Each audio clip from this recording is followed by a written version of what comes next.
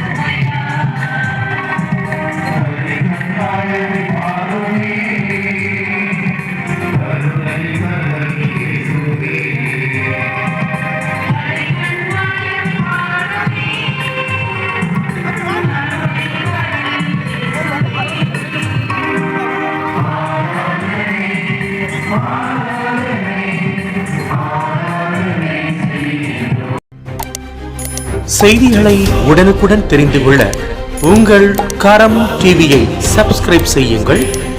அதோடு பெல் பட்டனையும் கிளிக் செய்யுங்கள்.